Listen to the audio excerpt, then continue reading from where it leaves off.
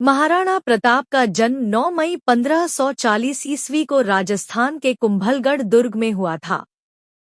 महाराणा प्रताप की जयंती विक्रमी संवत कैलेंडर के अनुसार प्रतिवर्ष ज्येष्ठ मास के शुक्ल पक्ष तृतीया को भी मनाई जाती है।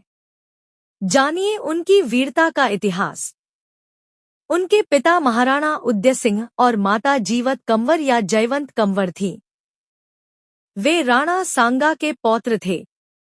महाराणा प्रताप को बचपन में सभी की का नाम लेकर पुकारा करते थे। राजपूताना राज्यों में मेवाड़ का अपना एक विशिष्ट स्थान है, जिसमें इतिहास के गौरव बाप्पा रावल, खुमाण प्रथम, महाराणा हम्मीर, महाराणा कुंभा, महाराणा सांगा, उदय सिंह और वीर शिरोमणि महाराणा प्रताप ने जन्म लिया है। महाराणा प्रताप उदयपुर, मेवाड़ में सिसोदिया राजवंश के राजा थे। उनके कुल देवता एकलिंग महादेव हैं। मेवाड़ के राणाओं के आराध्य देव एकलिंग महादेव का मेवाड़ के इतिहास में बहुत महत्व है। एकलिंग महादेव का मंदिर उदयपुर में स्थित है। मेवाड़ के संस्थापक बाप्पा रावल ने 8वीं शताब्दी में इस मंदिर का निर्माण करवाया और एकलिंग की मूर्ति की प्रतिष्ठापना की थी। प्रताप के काल में दिल्ली में मुगल सम्राट अकबर का शासन था, जो भारत के सभी राजा महाराजाओं को अपने अधीन कर मुगल साम्राज्य की स्थापना कर इस्लामिक परचम को पूरे हिंदुस्तान में फहराना चाहता था। 30 वर्षों के लगातार प्रयास के बावजूद महाराणा प्रताप ने अकबर की अधीनता स्वीकार नहीं की, जिसकी आस लिए ही वह इस दुनिया से चला गया। महाराणा प्रताप ने भगवान एकलिंगजी की कसम खाकर प्रतिज्ञा ली थी कि जिंदगी भर उनके मुख से अकबर के लिए सिर्फ तुर्क ही निकलेगा और वे कभी अकबर को अपना बादशाह नहीं मानेंगे। अकबर ने उन्हें समझाने के लिए 4 बार शांति दूतों को अपना संदेशा लेकर भेजा था, लेकिन महाराणा प्रताप ने अकबर के हर प्रस्ताव को नामंजूर कर दिया था। महाराणा प्रताप के पास उनका सबसे प्रिय घोड़ा चेतक था।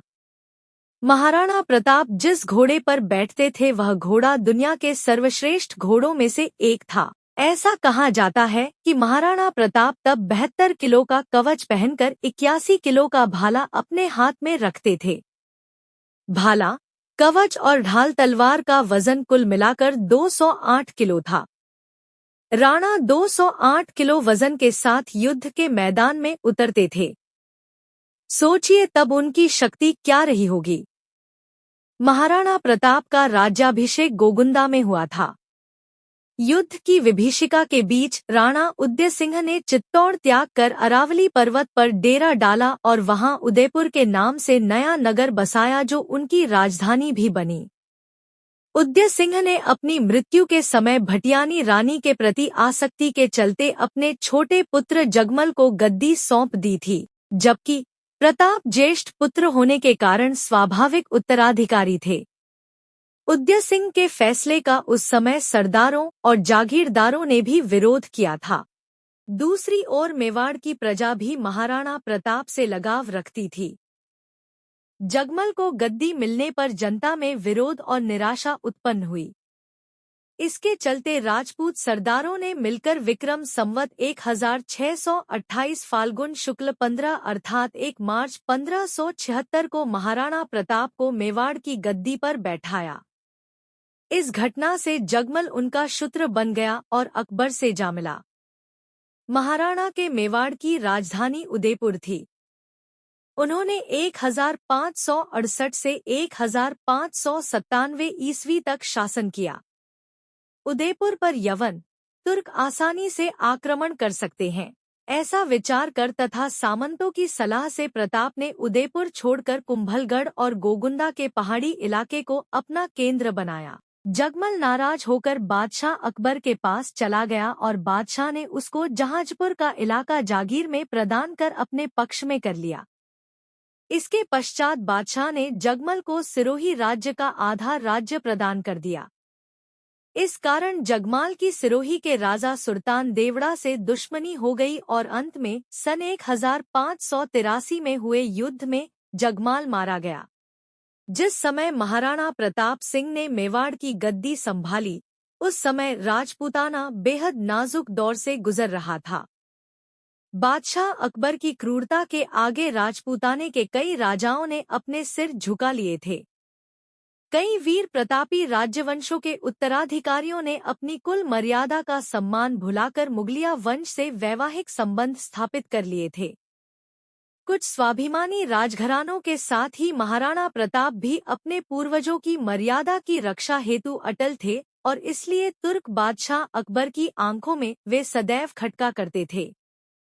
मेवाड़ को जीतने के लिए अकबर ने कई प्रयास किए।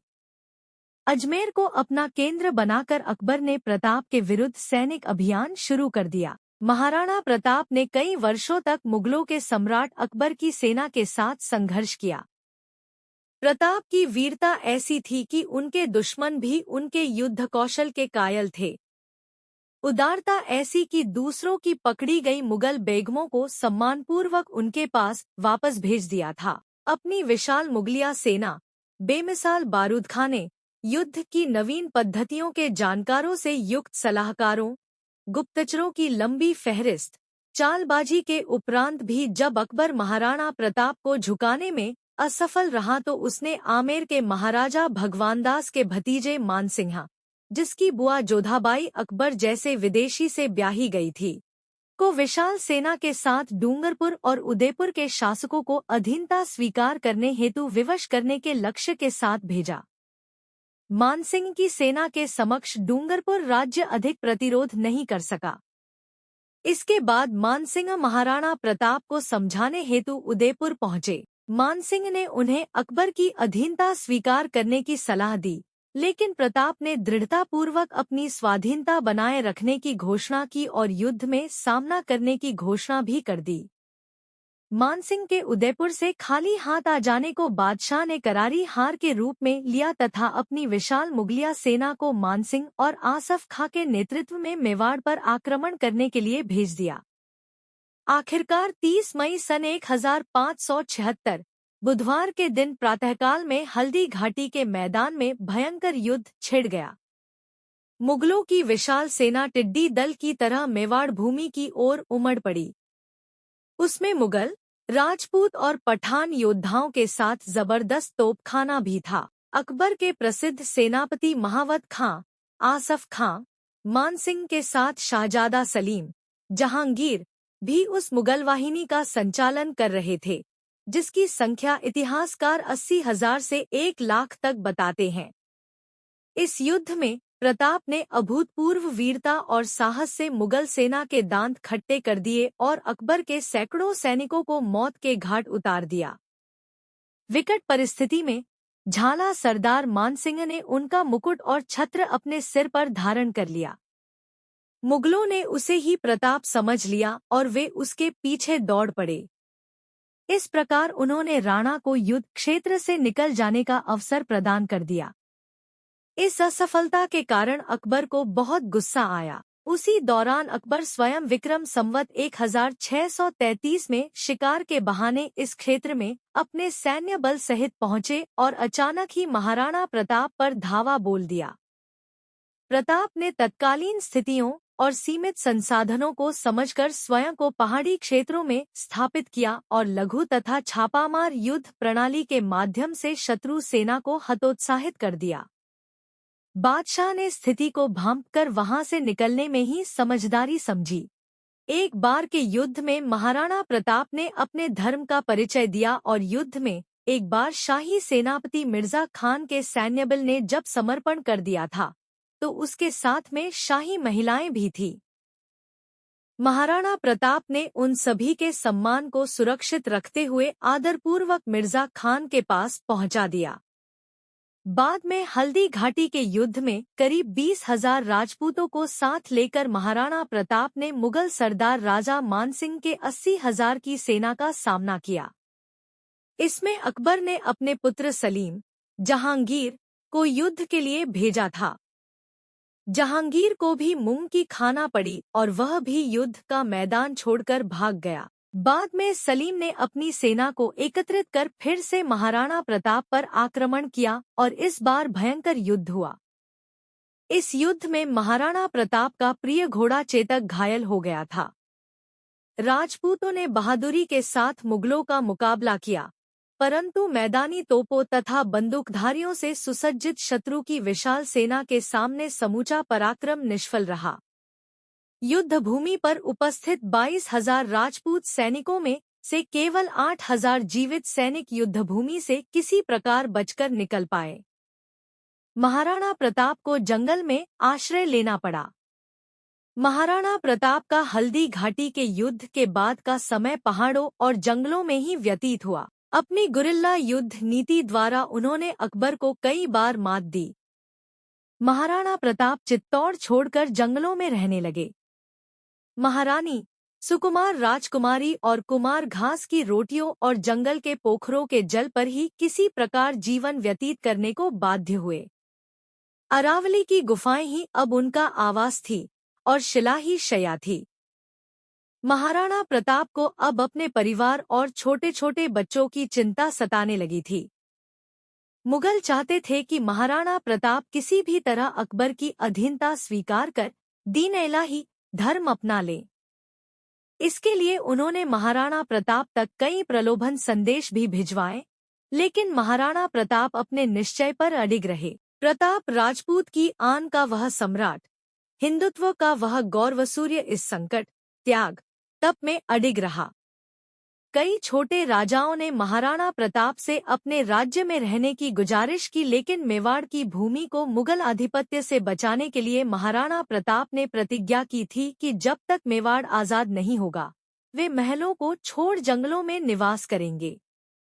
स्वादिष्ट भोजन को त्याग कंदमूल और फलों से ही पेट भरेंगे, लेकिन अकबर का आधिपत्य कभी स्वीकार नहीं करेंगे।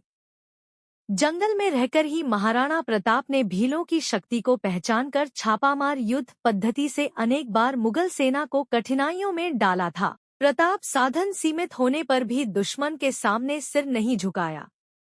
बाद में मेवाड़ के गौरव भामाशाह ने महाराणा के चरणों में अपनी समस्त संपत्ति रख दी। भामाशाह ने 20 लाख अशर्फियां और 25 लाख रुपए महाराणा को भेंट में प्रदान किए। महाराणा इस प्रचुर संपत्ति से पुनः सैन्य संगठन में लग गए। इस अनुपम सहायता से प्रोत्साहित होकर महाराणा ने अपने सैन्य बल का पुनर्गठन किया तथा उनकी सेना में नवजीवन का संचार हुआ। महाराणा ने पुनः कुंभलगढ़ पर अपना कब्जा स्थापित करते हुए शाही फौजों द्वारा स्थापित थानों और ठिकानों पर अपना आक्रमण जारी रखा। मुगल बादशाह अकबर ने विक्रम संवत 1635 में एक और विशाल सेना शाहबाज खान के नेतृत्व में मेवाड़ भेजी। इस विशाल सेना ने कुछ स्थानीय मदद के आधार पर वैशाख कृष्ण 12 को कुंभलगढ़ और केलवाड़ा पर कब्जा कर लिया तथा गोगुंदा और उदयपुर क्षेत्र में लूटपाट की। ऐसे में महाराणा प्रताप ने विशाल सेना का मुकाबला जारी रखते हुए अंत में पहाड़ी क्षेत्रों में पनाह लेकर स्वयं को सुरक्षित रखा और चावंड पर पुनः कब्जा किया। शाहबाज खान आखिरकार खाली हाथ पुनः पंजाब में अकबर के पास पहुंच गया। चित्तौड़ को छोड़कर महाराणा ने अपने समस्त दुर्गों का शत्रु से पुनः उद्धार कर लिया। उदयपुर को उन्होंने अपनी राजधानी बनाया। विचलित मुगलिया सेना के घटते प्रभाव और अपनी आत्मशक्ति के बूते महाराणा ने चित्तौड़गढ़ व मांडलगढ़ के अलावा संपूर्ण मेवाड़ पर अपना राज्य पुनः स्थापित कर लिया। इसके बाद मुगलों ने कई बार महाराणा प्रताप को चुनौती दी, लेकिन मुगलों को मुंह की खानी पड़ी। आखिरकार युद्ध और शिकार के दौरान लगी चोटों की वजह से महाराणा प्रताप की मृत्यु 1597 को चावंड में हुई। 30 वर्षों के संघर्ष और युद्ध के बाद भी अकबर महाराणा प्रताप को न तो बंदी बना सका और न ही झुका सका।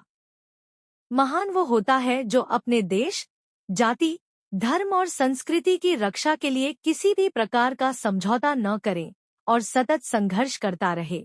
ऐसे ही व्यक्ति लोगों के दिलों में हमेशा जिंदा रहते हैं।